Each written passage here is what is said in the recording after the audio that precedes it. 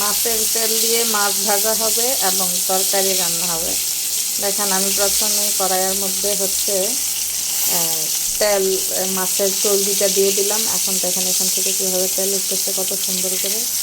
এই তেল দিয়ে যারা আমার মতো একটু কিপটা আছেন তারা করে ফেলতে পারবেন। দেখেন এখন এই তেল দিয়ে আমি মাছ ভাজবো এবং প্লাস হচ্ছে তরকারিও রান্না করে ফেলবো।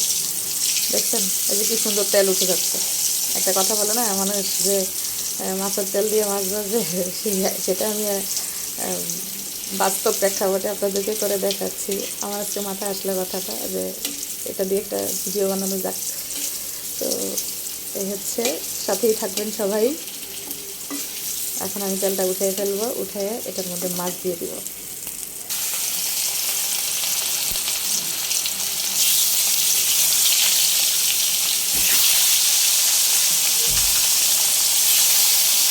এই যে হয়ে যাচ্ছে মাছের তেল দিয়ে মাছ ভাজা।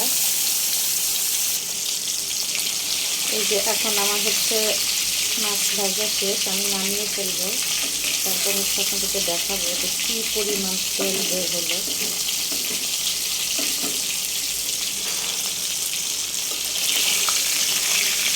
আপনারা দেখবেন যে আসলে এই মাছটা আবার মাছ আবার সব মাছের তেল বেরোবে না এভাবে। এটা সাধারণত পাঙ্গাস মাছেই বের হয়।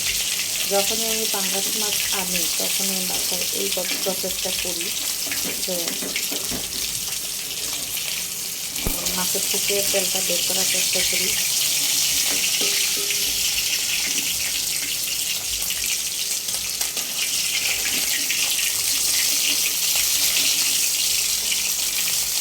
দেখেন এখানে অনেকখানি তেল বের হয়েছে, যেটা আমার তরকারি রান্না করতে লাগবে না। আমি কিছু তেল উঠায় নেব, উঠায় নিয়ে তারপর হচ্ছে এই তেলে আবার তরকারি। আমি প্রায় অর্ধেকটা তেল উঠে রেখে দিলাম। এখন পেঁয়াজ দিয়ে দিলাম, এটা দিয়ে আমি এখন তরকারি রান্না করে ফেলবো এই তেলে।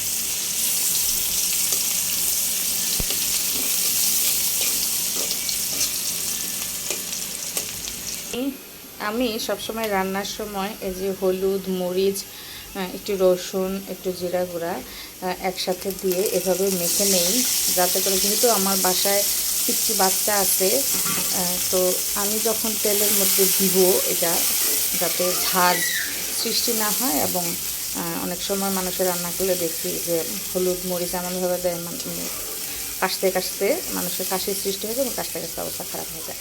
সেজন্য আমি একটু পানি দিয়ে এই মিশ্রণটাকে একত্রিত করে নেই আগে থেকে, যাতে কাশির সৃষ্টি না হয়, মানুষের কষ্ট না হয়। তো এই হচ্ছে আমার রান্নার প্রসেস। এভাবে আপনারা সবাই ট্রাই করতে পারেন, তাহলে আর মানুষের কষ্ট হবে না, কাশির সৃষ্টি হবে না। তো সবাই ভালো থাকবেন, দেখতেই থাকেন আমি রান্না করতেছি। এই যে এবার দেখুন, এই হচ্ছে আমার তরকারি। আর এই হচ্ছে এই যে আমি মাছের তেল যে রেখে দিয়েছি, দেখেন এখানে অনেকটা তেল, এটা দিয়ে আরেকটা তরকারি হবে। তো সবাই ভালো থাকবেন, সুস্থ থাকবেন, সবার জন্য অনেক অনেক শুভকামনা।